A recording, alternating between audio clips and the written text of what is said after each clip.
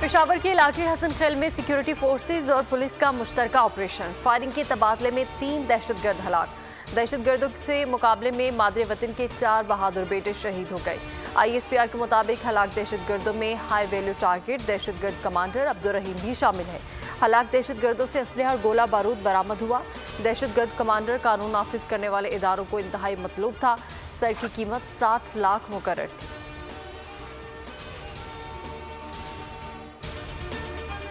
कराची में पानी की अदम फराहमी पर पावर हाउस चुरंगी पर एहतजाज। मुजाहिरीन ने आग लगाकर रोड ट्रैफिक के लिए बंद कर दिया।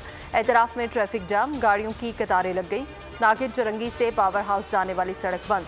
ट्रैफिक को मुतबादल रास्तों से भेजा जा रहा है।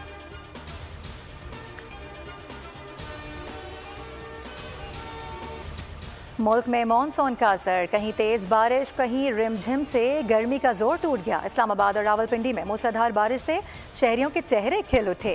एबटाबाद, मालाकांड, बडग्राम और मुजफ्फराबाद में भी बादल जमकर बरसे। बारिश ने पेशावर का मौसम भी खुशगवार बना दिया। अटक, सवाबी, हरीपुर, शांगला में भी जलथल एक। महकमा मौसमियात की आज से 15 जुलाई तक मानसून बारिशों की पेशगोई। पहाड़ी इलाकों में लैंडस्लाइडिंग का खदशा।